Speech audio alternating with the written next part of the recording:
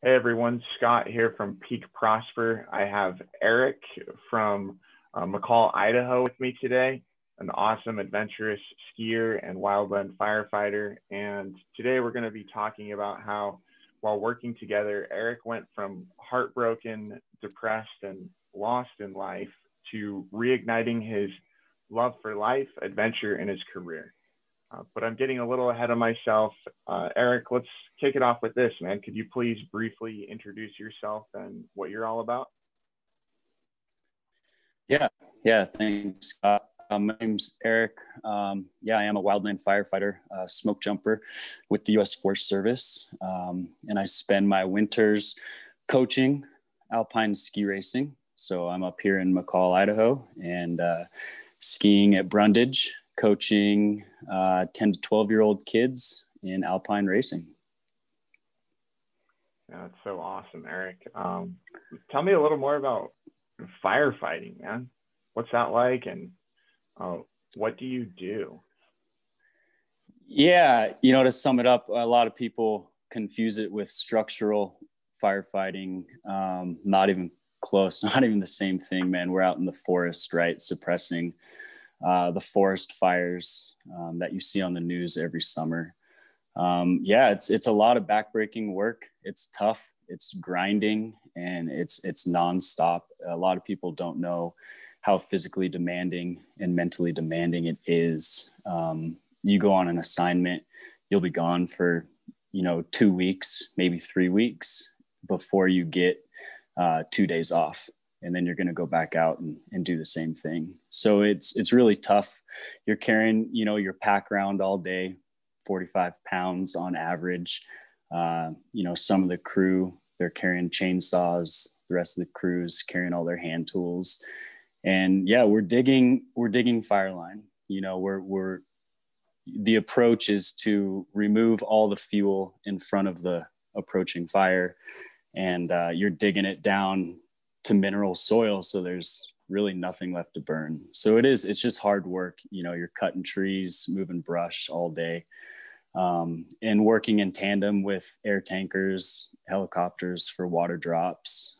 So there's a lot of radio commo going on, and at times it can be a pretty hectic environment, but it is challenging, but it's extremely rewarding. One of the most rewarding things that I've discovered.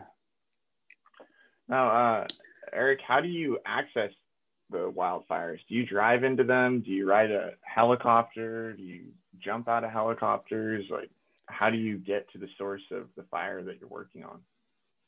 Yeah, and I would say, it depends. Sometimes we will drive the fires, or sometimes due to access, you can get a helicopter shuttle. But in the smoke jumper program, we're primarily airborne. So we're parachuting out of airplanes, and we're going to the most remote and hard to access fires. And we're what they call an initial attack crew. So when a fire is first reported, we're the most rapid mode of transport, to get there, get boots on the ground as quick as possible. And we're trying to suppress these things before they turn into something that you would see on the news. So we're kind of, that rapid response to the hardest to access and most rugged locations, oftentimes in the wilderness. And you'll be out there on your own with a handful of folks. And that oftentimes leads to a walk. When you're done, you're walking out to meet a rig or, a trailhead to get to the nearest road, or a helicopter can always come and pick you up. But when you're walking out, you're taking everything that you brought in with you. And that's going to be a backpack of 110, 120 pounds easy. Wow. So after you fought the fire, you're humping all that out. So Erik, let's go back to the beginning when we first started talking a couple of months ago now. What was life like? What was going on? Yeah, I had just come off the most enduring fire season I've experienced, the most challenging. You may have been familiar with the big fires that occurred in Oregon I spent most of my time out there in Oregon, quite a bit of time in Colorado, and it was just a hard season.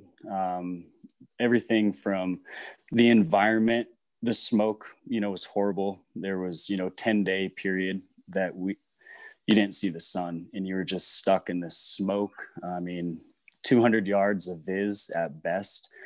And after X amount of days of that, you can just feel it, it's in your throat. It's a headache all day long from the exposure. We were in the town of Detroit, which for the most part burned down. It was just hard things to see, hard things to experience on top of the physical grind.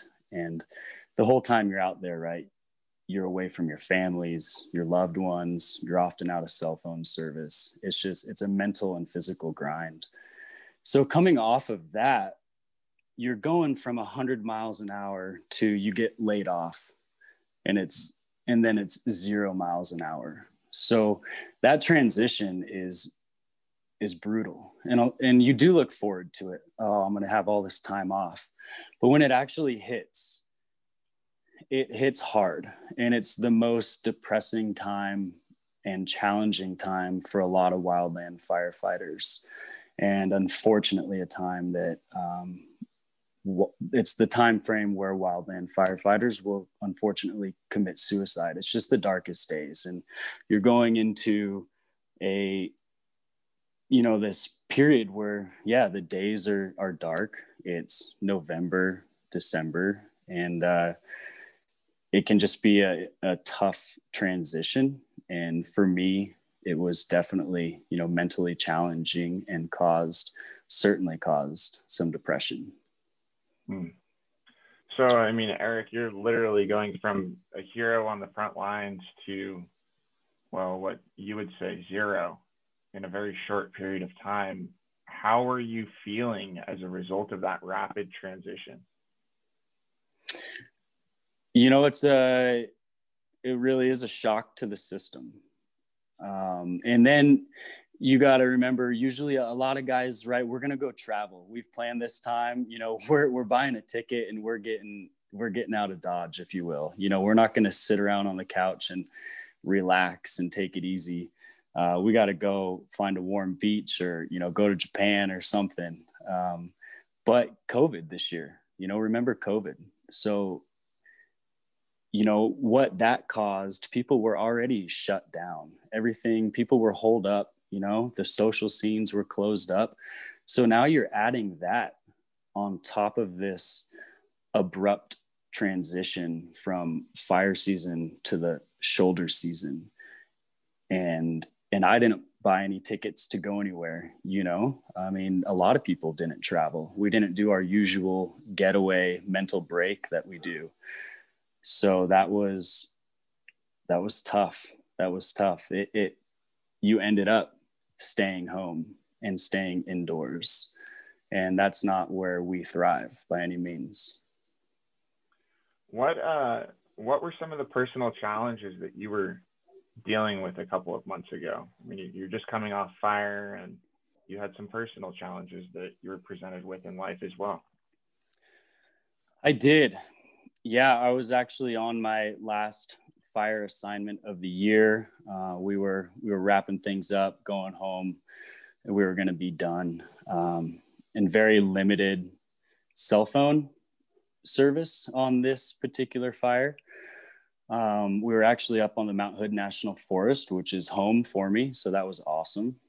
But I didn't have a lot of time to talk to family and loved ones, and in particular, my girlfriend at the time.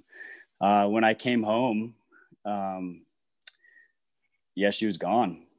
She had packed up and was out of the house, and zero communication. So you add up all these factors that are already going on, and then boom, the one that you love is just, got up and left on you.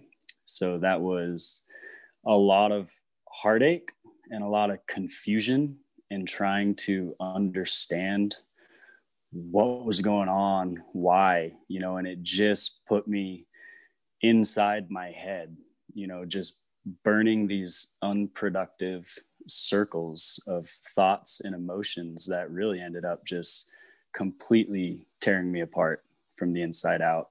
And that was tough, man. Those are certainly some of the heaviest and, I mean, darkest times of my life. That was incredibly difficult to recover from and bounce out of. So, I mean, Erik, before we started talking, how were you trying to overcome these challenges in life and this rapid valley that we're kind of thrown into out of fire season? I mean, I wasn't doing anything productive. I can tell you that. You know, what I was trying wasn't working. I thought, hey, this is your problem. You know, this stuff's on you. You know, you need to handle it internally. But then, of course, right, COVID. You know, I wasn't going home to see my family. Just be on the safe side. Now you're on your own trying to tackle all this, and that wasn't the right way to go about it. You know, it was tough. I needed to reach out, you know, and talk with certain people to make some progress on it. So, I mean, kind of following that theme, like, where did you hear about Peak Prosper and the work that I'm doing? Yeah, man, that was such a crazy deal. You know, they say things happen for a reason. Some things are meant to be. I hardly ever use Facebook, and I no longer even have it. But I logged in one day for whatever reason, and, you know, here's Scott Rowley pops up, and old ski friend from Mount Hood, right? Haven't seen each other in years. And then the Peak Prosper. And I was like, oh, what's going on here? And I read into it, and instantly I was like, I think this is who I need to talk to. And the timing of it was so strange and bizarre, but it was impeccable timing. And I instantly was like, whoa, I gotta take action on this right now. And right then and there, I think I got a hold of you, and we began this journey through Peak Prosper. It's truly serendipitous and kind of mysterious how people connect, and that story is nothing short of that. Yeah, it was weird, man, for sure, but the timing was amazing. So, Erik, we've been working together for about 2 months now. What are some of the results that you've experienced in your life and your career? You know, something I keep telling myself, I felt like I definitely hit this valley of, you know, rock bottom, like, you know, just dark days, certainly.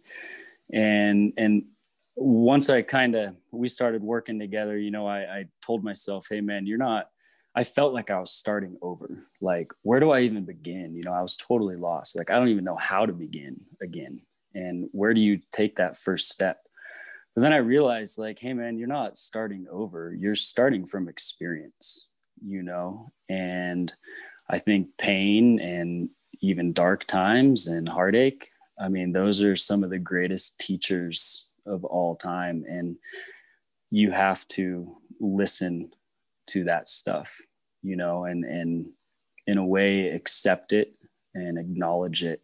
And at the time it was not hard, or it was extremely difficult, but through the process with you, Scott, it slowly brought in daily routines. I started instilling productive habits, and it did take a little while, but the more committed I stayed to working on this stuff each and every day, you know, it just started to grow and blossom, and like the light started to come back, and like, you know, and so through a lot of that, you know, what I did was set these things that, you know, I've deemed them the 24-hour goals. I needed a mission just in my day. I needed a reason to complete the day is like the point I was at.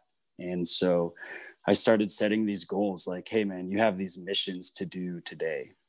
And I had to just break it down so small and so manageable, just to knock out that 24-hour day. And then the next day was a whole new day, a whole new, you're doing them again. So yeah, just started to develop these daily routines, and that slowly built up and gained momentum, and now it's just full bore, yeah, we're moving forward at a pretty good pace now. So like career clarity and some career changes were really one of the primary things that we worked through together. And you have a recent shift in your career. Can you tell me a little bit about that whole process and these recent changes that have developed for you? Yeah. So if you go back a little bit, we were talking about, okay, we just had this major fire season. Boom, you're going into this shoulder season, which is already a hard time for wildland firefighters, no matter what, or any seasonal worker, raft guides. I mean, you name it. And then you got this, the COVID, right? And everything's shut down, social life just pretty much out the window. Then you got this unexpected relationship just abruptly ending. And then on top of that, I had been contemplating a career change. And that was, I didn't know it at the time, but all these things were just cumulative of, I don't know what else to call it, but like hyper stress. And that career change, just that alone, you take everything else away. A career change is stressful and it's scary. And a lot of us are afraid of change. I was. So I was contemplating this career change for X number of reasons. And I finally, I decided to make that decision. And I'm still going to be in wildland firefighter, a wildland firefighter, but I'm going to a different, a crew.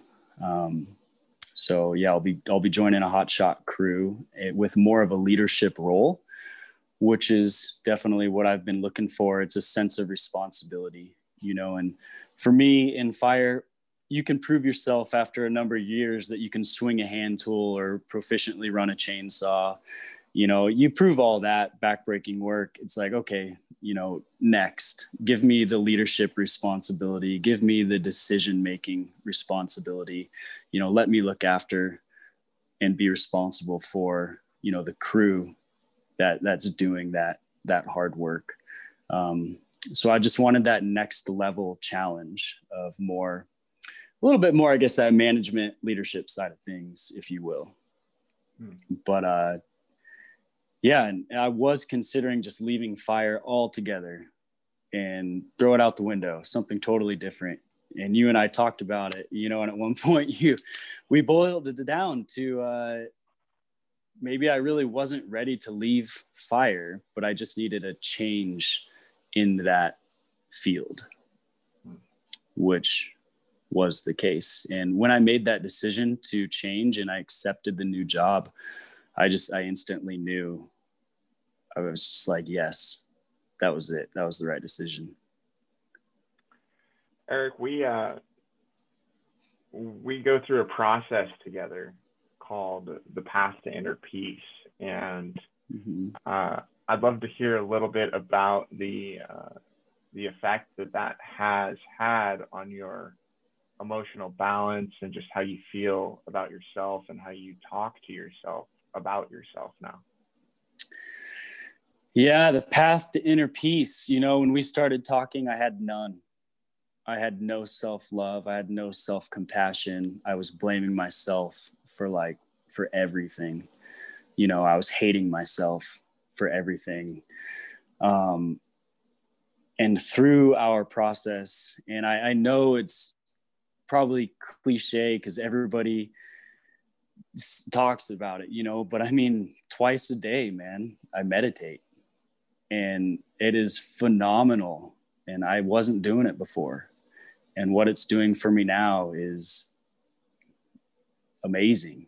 And so I also instilled, more habits, right? So meditating twice a day. And then I instilled what I call the golden hour, but you called it something else. I called it the victory hour, but it represents the same thing, right? It represents the same thing. And it in a short amount of time, it's amazing what that does. You wake up, boom, the book, Robin Sharma, 5 a.m. Club. I mean, if you get up and you have purpose and you set that purpose in that first hour of the day, mine's more hour and a half about, but it's like when that's done, the sun hasn't even come up yet. And I'm like, I got all this stuff done, So a combination of that, I've discovered, and through your work, Scott, the workbook you give, the journal, I mean, you should see my journal. It's nuts what's in there. But now I have developed, again, self-love, self-compassion, self-care, and yeah, it's night and day difference. How would you describe your return on investment into our coaching program, both in terms of time and, I mean, there's an economic investment, and we talked a little bit about this yesterday, but how would you describe that?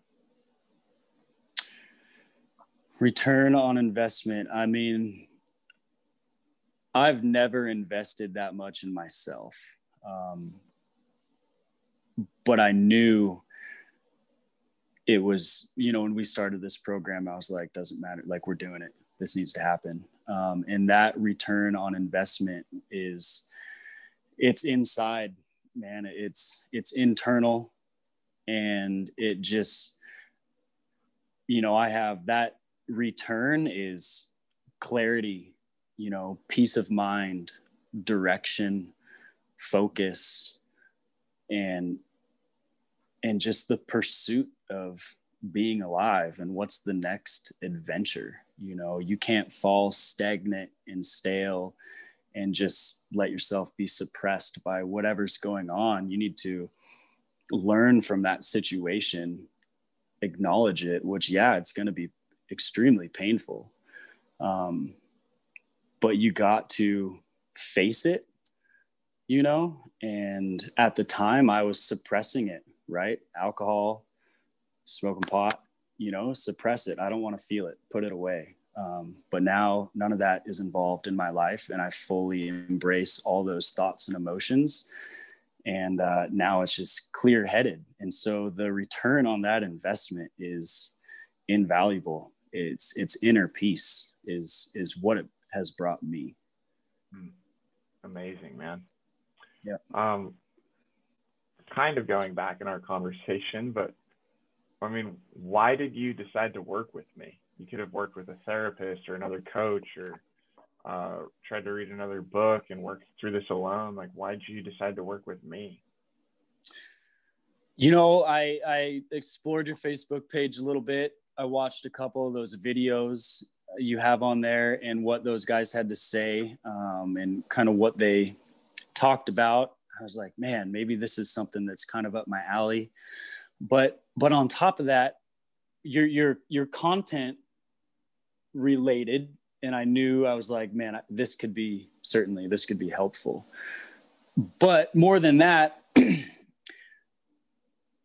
I guess right off the bat, even before we connected, I had more trust because we knew each other from the past, but we were also disconnected for a number of years. So I saw you as like someone that was trustworthy, but also a neutral party, versus going out and finding some random Joe Blow who might be great at his practice, but I don't know him.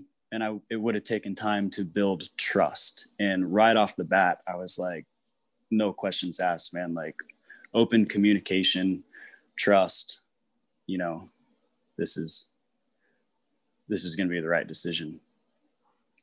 Erik, if other people are considering working with me and Peak Prosper in the future, would you recommend that they make that decision and move forward?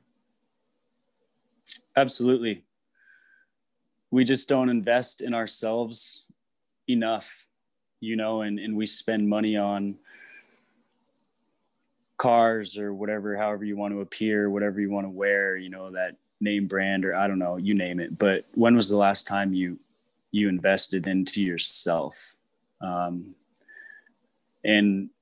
my answer to that is I can't even remember a single time I truly did, other than maybe going for a massage. It's impeccable, man. And you couldn't invest in something that's more important, in my opinion. Who do you think we're a good fit for? Man, I think it's probably broad. I do think it's a little bit broad, but it's whether you have a story of relationship issues or depression or stress or drugs and alcohol, or I didn't have a business, which you work with a lot of guys that have a business, but I had a career that I was working on, kind of one and the same, career struggles. And, I had like all these things, right? Not just one of them, but I think if you had just one of them, it would be worth it, because the program brought me just clarity of thought and how to break these things down and look at them in a different way and write it all down, spell it all out in a way that I was not doing before. I wasn't, writing out these goals that were just clear night and day. And that it just goes a long way. It's just the process, made me approach it completely differently than I would have on my own. And that is hands down, that's the reason where I am right now in this moment, which is a pretty damn good place compared to where I was. Erik, why should someone listening to this take action right now? Why would you delay?